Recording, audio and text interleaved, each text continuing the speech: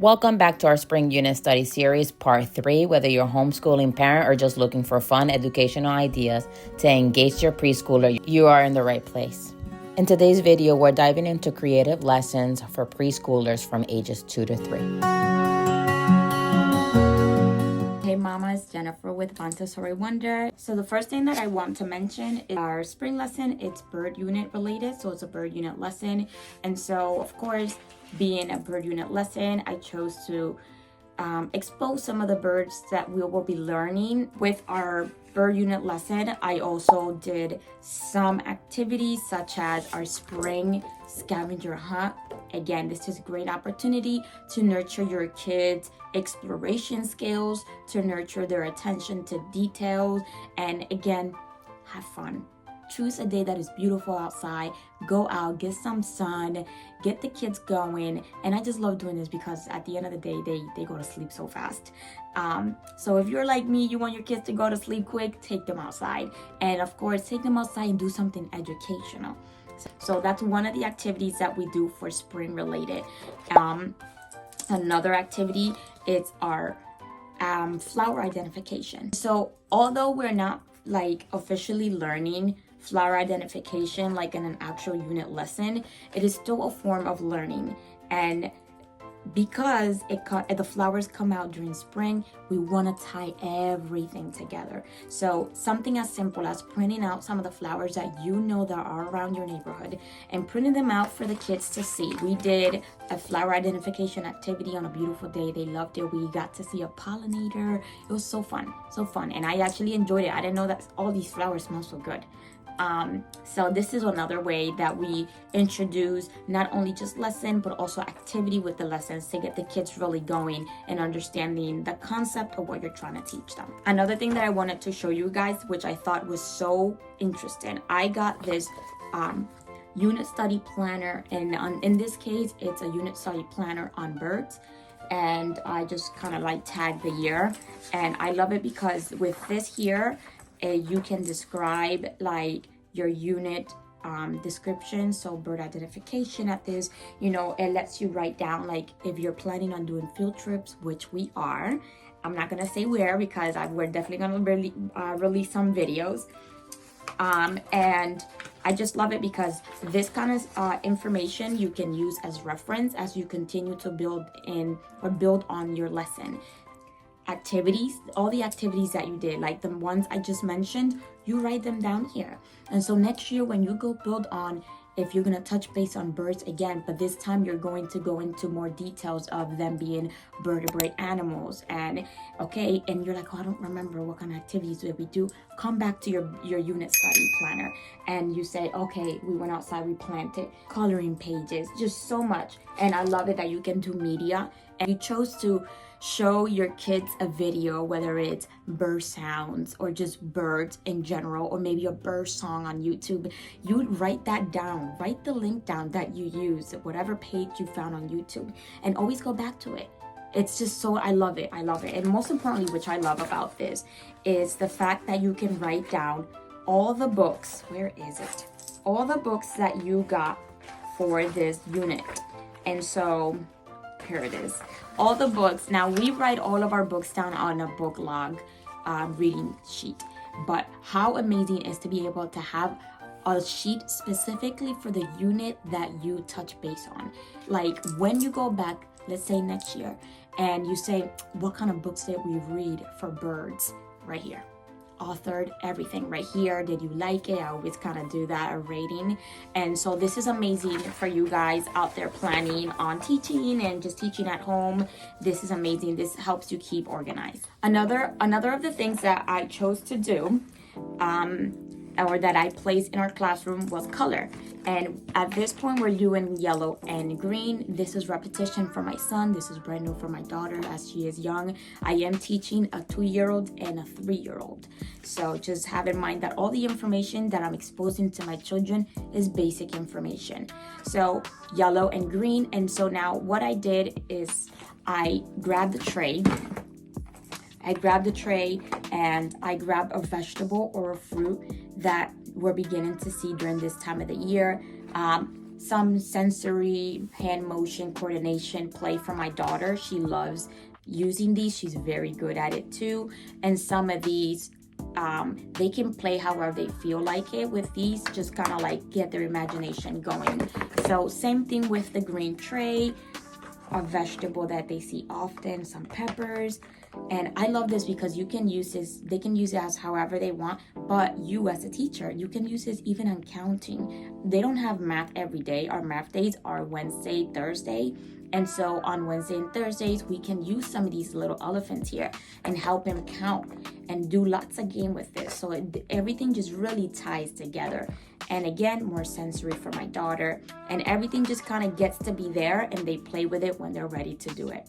Another form of activity for color is this thing that I created for them. I just kind of printed out like images that I know are yellow, and I put some Velcro on it, and they love doing this. And I just keep this in a little plastic bag, and they can go ahead and like put it in the correct spot. They have it for green, yellow, and green. We see green in the grass as it begins to grow in spring. We see green in the leaves and the trees when they grow. There's a lot of bugs that are green. So everything that you do in your classroom, you want to make sure it just all marries together like a really good soup. So I also have this spring folder here, and this is where I keep all of the activities for spring, and I'll do the same thing for summer, fall, winter. And so this folder right here has some of that activity for spring, such as matching games, bird matching games, and then attire. They get to dress up these little cartoon here with the appropriate clothes. I have both girl and boy for my son and daughter. So because it's so important that when we showcase that we're teaching our kids, it's also important to give them room for them to express themselves. So we have these journals, I call them Jesus journal, to draw down something for Jesus.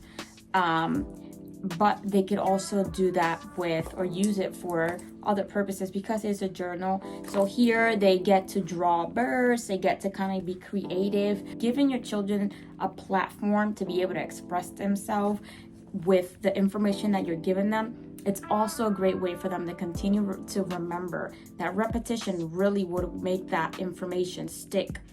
Another thing that I wanted to show you guys was our vocabs that our new introduction into our new unit study. So because we are going to touch on bees later on, late spring, I have honey, I have feathers because he is touching base on birds, an egg, and a nest. Not only did I provide them with cards, I also provided them with some of those here. Now I have a nest here like I've showed you previously, and I also have one down here. Again, really just to continue to teach them the idea of that you're trying to bring them. And I also have that I wanted to show you. There's a journal area. Now again, because we're gonna touch base on bees later in this late spring, we have a pollinator journal. And again, this is simple. I have gotten this from a curriculum I bought. Yeah, this is his pollinator journal. So when we get to pollination and when we touch base on birds, he'll have this journal handy. And also he has his bird catalog. Now he has it under his spring folder, where usually we will just keep anything spring related. But because it's pretty packed, I chose to do all of the spring activities in a different folder.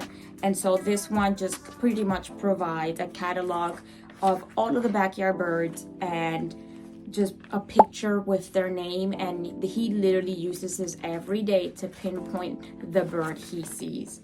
Oops, that one came out. And then another journal that I took the time to do it, and I believe I showed you guys in one of the videos. This is one that I made. This one is pretty much birds that we are focusing on because we see these very often. A cardinal, a blue jay,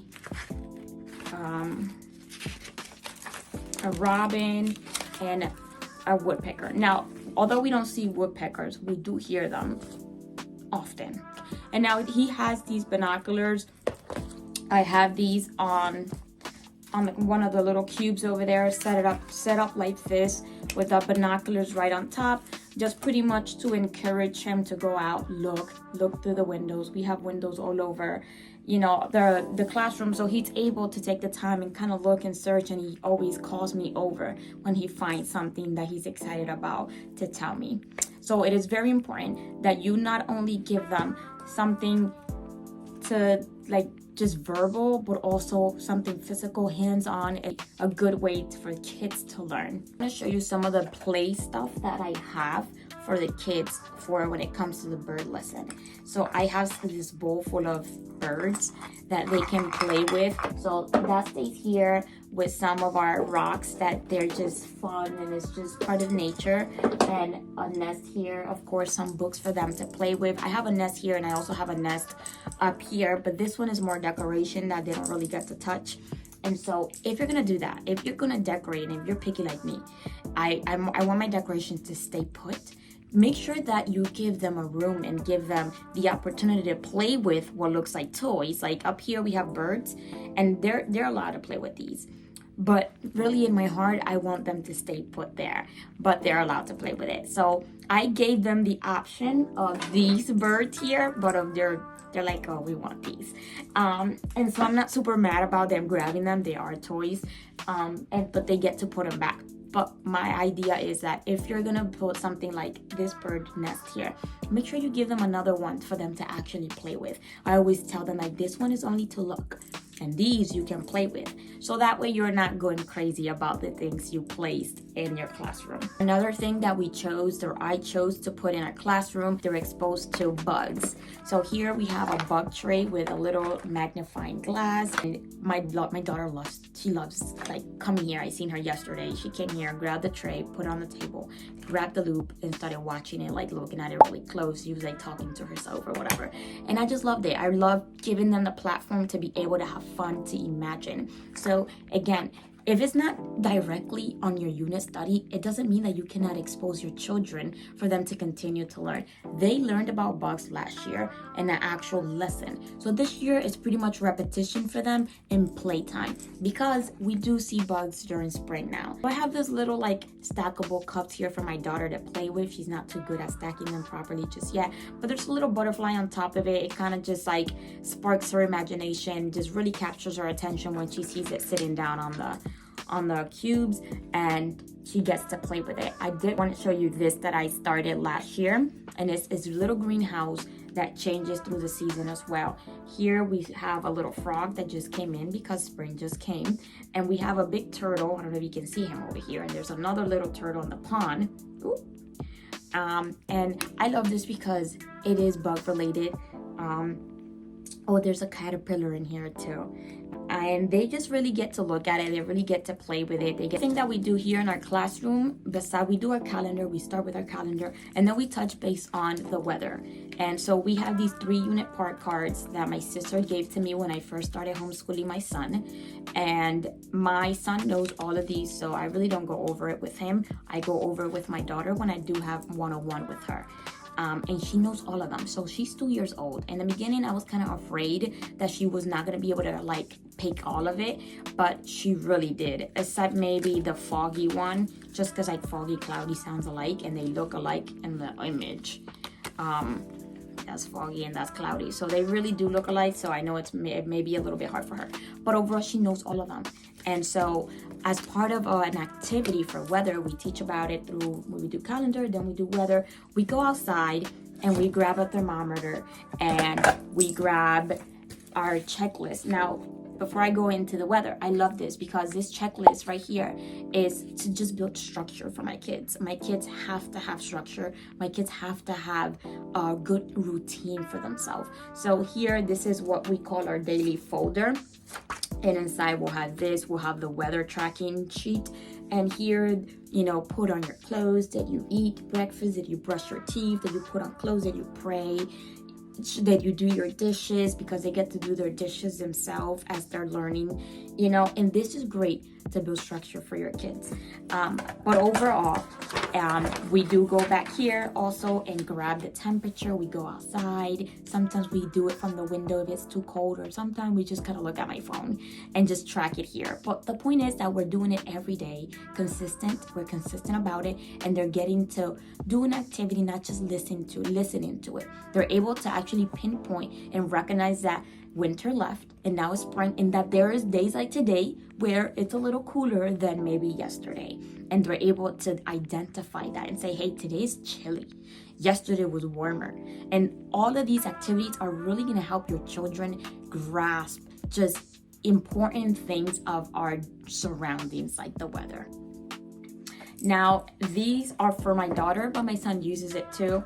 I have this wooden box filled with an ornament that shouldn't be there, and vegetables. Now, vegetables that we see around the house, and vegetables that we are now seeing as they are, they begin to grow. We have a carrot, just so much vegetables here, and this is also good because this really gets to help them not cut, but with their skills, their hand coordination skill, to how to hold it properly and actually get them to actually split.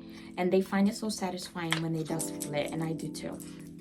So this is another good activity to add inside of your classroom. Again, make sure it ties together. There is the color that we are introducing, yellow and green. Vegetables that you see during spring, really just all about putting it together, mixing it all up in a bowl, and make sure it's a good combination of everything that you're teaching, even though it's not in your actual lesson. And so last but not least are the books. Books in our classrooms are so important because, one, I love books. Let me see, can you tell? There's a lot of books up there. Maybe not as much as my sister. She definitely has more books than I do. And so books are just important, not because just I love them, but because they help bring image, they help bring your lesson to life, and they help really just expand the imagination according to the books that you get. And here I keep all the books that are relatable to the lesson that we're teaching. There's never really any books in here that have nothing to do with what we're teaching.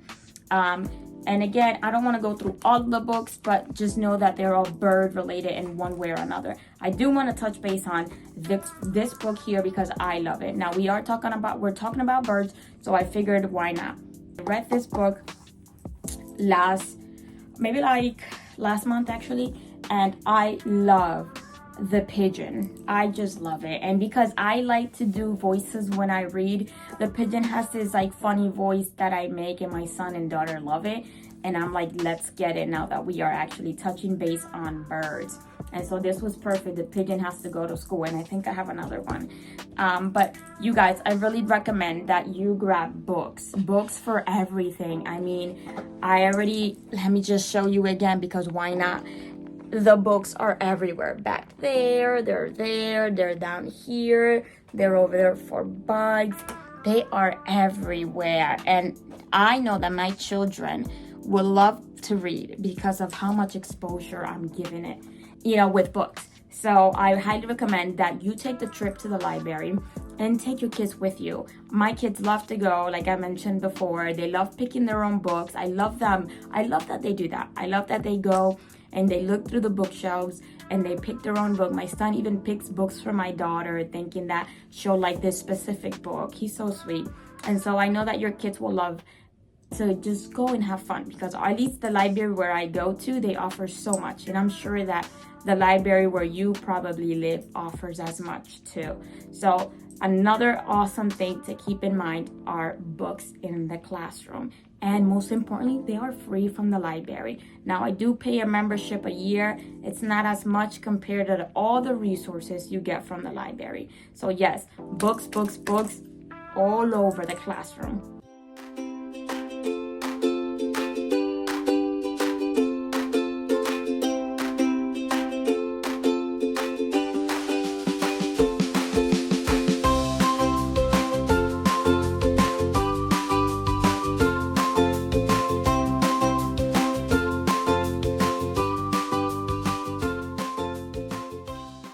you guys, I think that is pretty much it for today. Thank you guys for watching. I hope that you guys are able to grasp some of the ideas that I did around my classroom, and I hope that you guys can take that in your classroom and hope that your children are able to grasp as much as you're trying to give them. Okay, thank you guys for watching. Don't forget to visit our YouTube page for more videos like this, and also our TikTok page for short videos and a lot more DIYs and a lot of fun videos. Thank you guys. See you.